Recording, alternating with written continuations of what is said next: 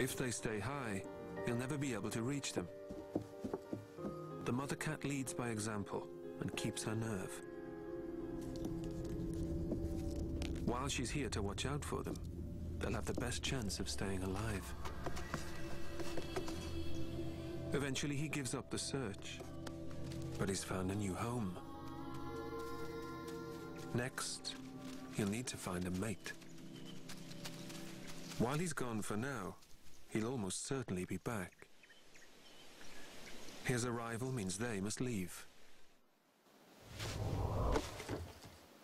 She's down to 2 kittens now, and she can't risk losing another one.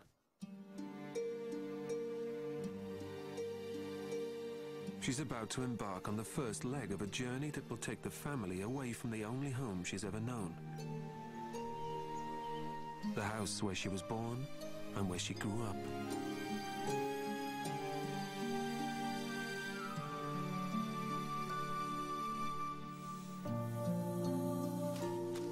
She gathers the young kittens, and together they leave the old house for the last time, never to return.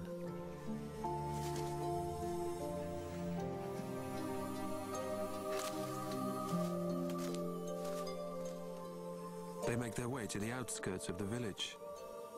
They're heading towards the forest, a place she's been many times before. But it's a strange and unfamiliar world for the kittens.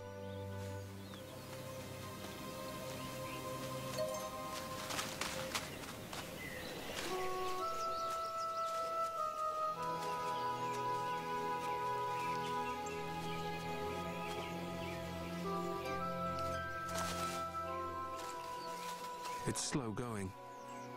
The wood is full of huge obstacles for the small cats.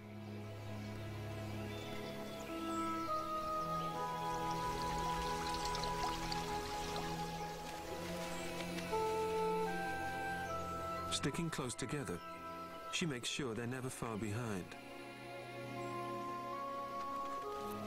And gradually they start to find their feet as they cross the streams and rivers following her lead.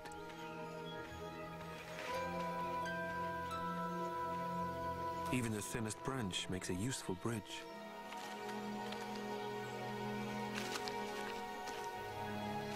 The forest is full of creatures they've never seen before. A pine marten, just emerging from its tree trunk nest.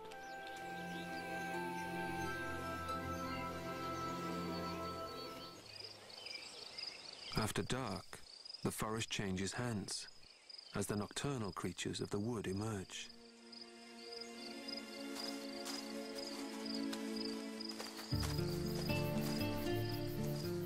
It's the domain of our lone wolf, a stealthy nocturnal hunter. His sight and sense of smell provide a crucial sensory picture of this cluttered world. He moves silently through the forest, listening for anything that might lead to a meal.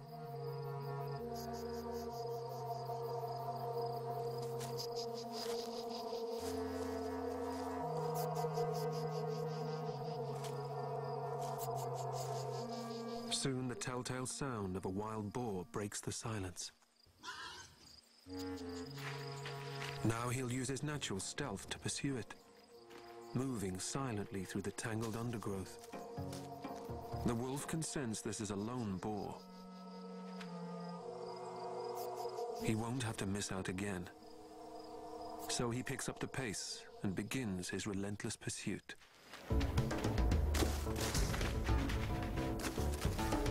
This forest is a place where the natural balance of predator and prey has been re-established. The natural predators are the only hunters left here now.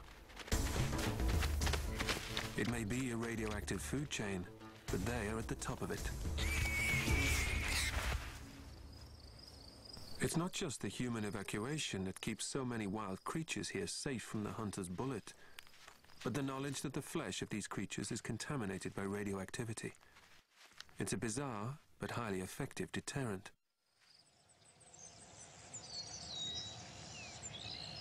As dawn begins to break through the trees and drives the shadows away, the wolf loses the advantage of darkness. He's lost his kill to his rivals, the bears.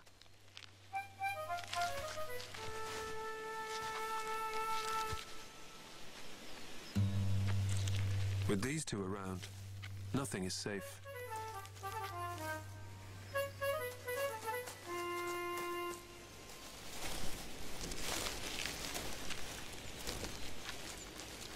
Daylight is also the best time for the cat to move with her family. Her kittens are far too vulnerable at night. She may have hunted in the forest many times, but at heart, she's still a house cat. And she's looking for a new home for them. But the temptation of shelter the other side of the field means crossing open ground with two kittens. These open stretches are patrolled, as always, by birds of prey.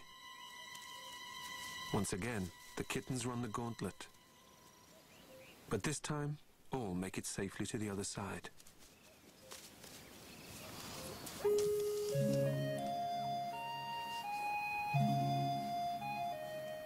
Once they're in, they realize this is something far bigger than they're used to. It's a cattle shed, part of an old collective farm.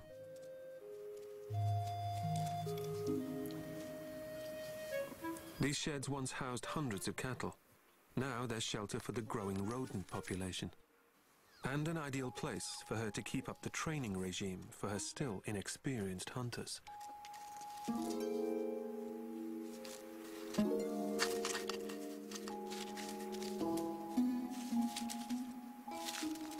All this new activity has attracted some attention. They're trespassing in someone else's territory.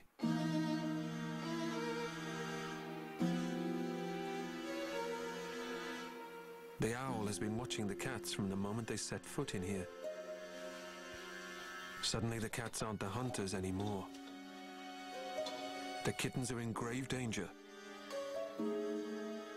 So once again she gets them out of harm's way. Back deep within the wood, the wolf is recovering from his night of hunting.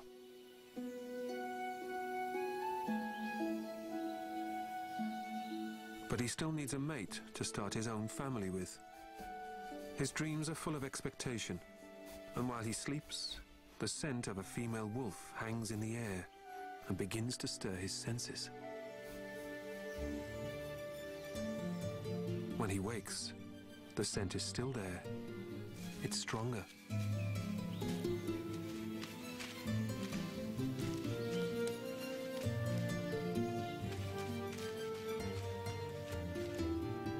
Now he's tracking again, not to hunt this time, but to find a female.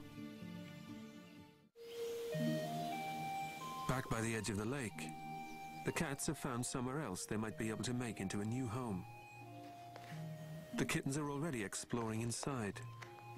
It's a stimulating environment, a maze of rafters for playing and honing their skills in climbing and agility. And they seem to have reached here just in time. Outside, a storm is brewing. But like everything else here, this one brings more than rain. First, the wind picks up. These winds carry radioactive plutonium as they gather up dust from the contaminated ground.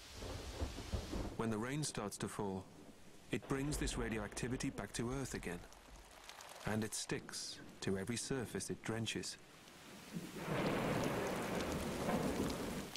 As the storm intensifies, thunder and lightning drown out the relentless beating rain.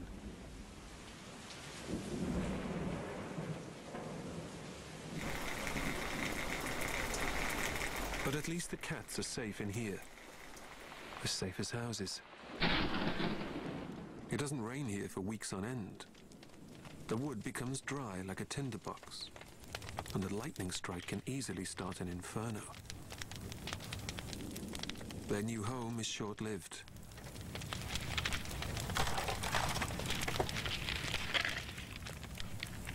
The cats have escaped with their lives, but they're still homeless. And winter will soon be on its way.